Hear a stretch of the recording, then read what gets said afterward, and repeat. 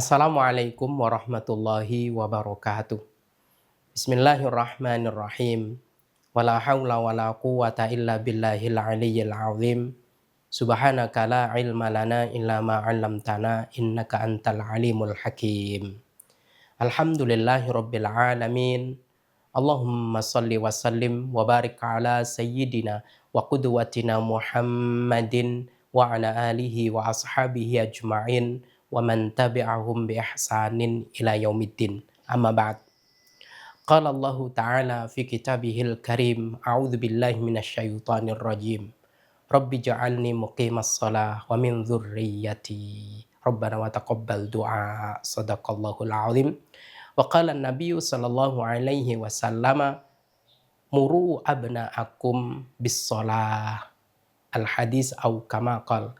Shadaqallahul azim wa shadaqa rasuluhun nabiyul habibul karim wa nahnu ala dzalika minasyahidin wasyakirin walhamdulillahi rabbil alamin. Para pemirsa LDNU TV yang dirahmati Allah, puji dan syukur pertama dan utama haruslah meluncur dari lisan kita yang banyak berucap salah, yang banyak mungkin mengucapkan hal-hal yang buruk. Padahal Allah Subhanahu wa Ta'ala terus melimpahkan nikmat dan karunia-Nya kepada kita semua. Mudah-mudahan Allah mengampuni dosa-dosa kita. Alhamdulillah, bulan suci Ramadan ini dapat kita rasakan ketentraman, kedamaian, tentunya dengan kesehatan jasmani dan rohani kita. Kita berdoa, mudah-mudahan kesehatan jasmani dan rohani ini Allah abadikan hingga Ramadan nanti rampung, sehingga Ramadan kita di tahun ini berasa Ramadan terakhir bagi kita dalam menjalani hidup, sehingga dapat tuntas berkualitas. Amin, Allahumma amin. Dan mudah-mudahan kita dapat menuntun, membimbing putra-putri, menantu, dan cucu-cucu kita semuanya untuk juga benar-benar merasakan kebahagiaan di bulan suci Ramadan ini dengan ragam sajian-sajian, baik sajian yang memanjakan lisan dan lidah kita maupun sajian-sajian rohani yang tersaji di bulan suci Ramadan ini. Amin, Allahumma amin. Salawat dan salam mari bersama kita sanjungkan kepada Nabiuna Muhammad sallallahu alaihi wasallam, juga atas keluarganya, para sahabatnya, serta semua pengikut setianya hingga akhir zaman nanti. Kaum muslimin wal muslimat rahimani wa rahimakumullah. Ada PR bagi setiap keluarga ketika di rumah itu ada anak-anak yang baru memulai untuk menunaikan ibadah puasa. Bukan hanya sensasi lapar yang dia rasakan, bukan hanya sensasi haus yang dia rasakan, akan tetapi kejenuhan boleh jadi dia rasakan. Tentu juga bagi kita yang punya anak maupun cucu yang mereka belum berkewajiban puasa, sebetulnya belum mukallaf. Namun tidak boleh bulan suci Ramadan lewat begitu saja tanpa adanya ajaran atau didikan yang bersifat ketuhanan yang maha kuasa. Nah, kaum muslimin wal muslimat rahimani wa rahimakumullah. Ada hal yang penting kita renungkan bersama-sama, mungkin kita programkan untuk anak-anak kita untuk mengatasi kejenuhan, kebosanan seiring dia menjalankan ibadah puasa. Nah, pertama, puasa harus kita jadikan sebagai momentum untuk mengajarkan kepada anak-anak mengenal masjid dan sholat berjamaah. Tentu hal ini membutuhkan 3 hal.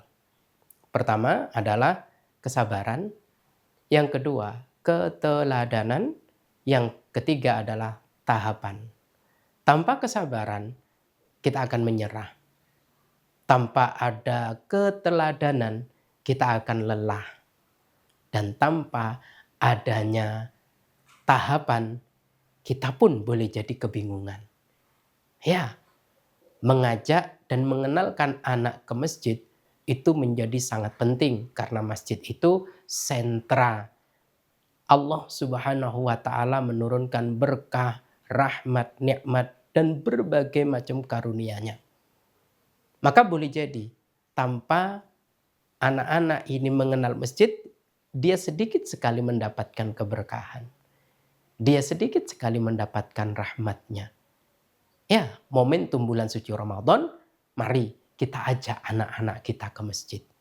Kenalkan dia bahwa masjid itu adalah rumah besar umat Islam. Bahwa masjid itu menghapus berbagai macam kasta.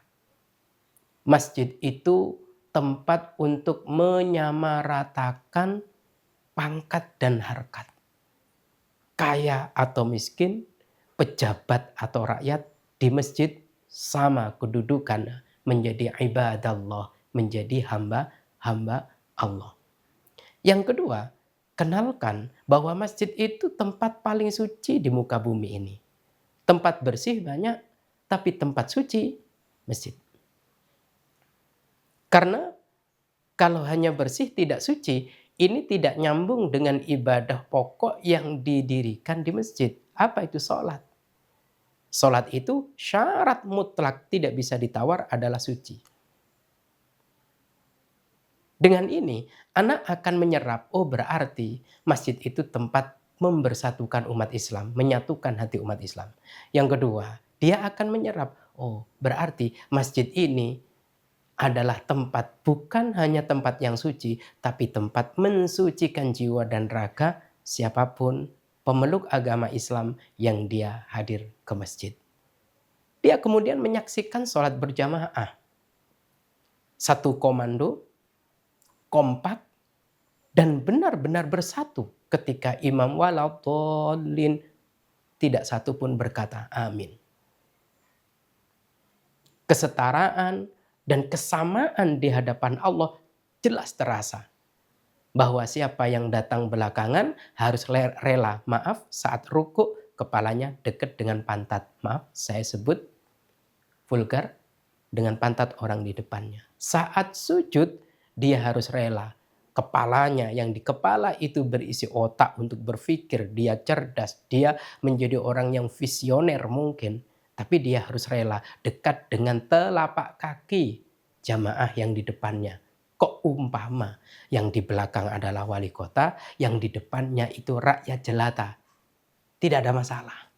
Ini membuktikan bahwa sholat berjamaah itu efektif untuk menyamaratakan setiap hamba di hadapan Allah Subhanahu wa ta'ala.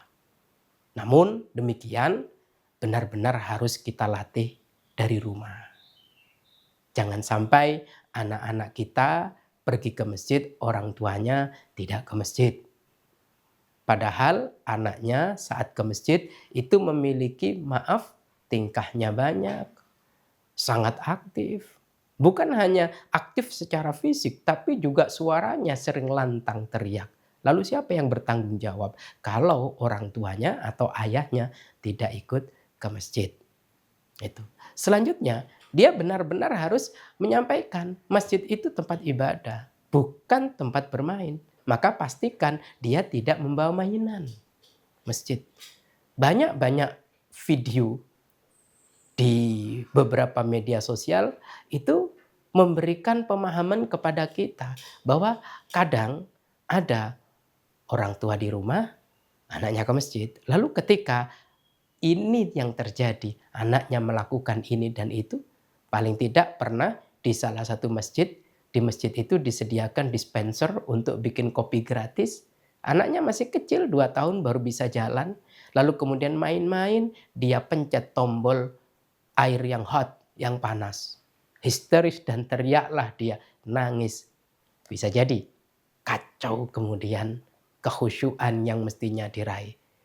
Maka dari itu, perhatikan ke masjid.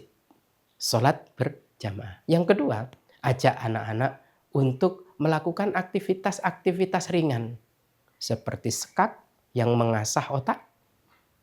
Yang ketiga, ada keterampilan.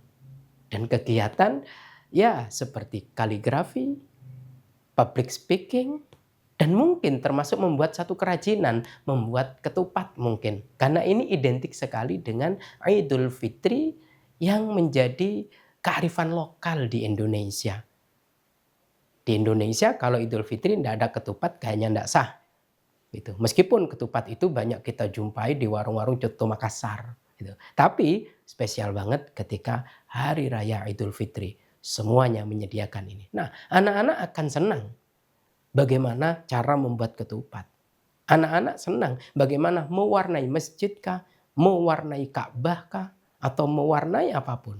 Melukis, kaligrafi, dan pelatihan public speaking. Semoga aktivitas-aktivitas ini dapat mengusir kejenuhan pada anak-anak. Kemudian kalau kemudian kita latih dia capek, pulang ke rumah ngantuk, tidur, kemudian asar, dan segera berbuka. Mudah-mudahan sedikit yang dapat saya sampaikan menjadi manfaat dan membawa maslahat bagi saya dan kita semuanya, menjadikan keluarga kita bisa lebih berkah. Amin. Allahumma amin. Wallahu a'lam bissawab. Hadanallahu wa iyyakum ajma'in. Tsumma assalamu alaikum warahmatullahi wabarakatuh.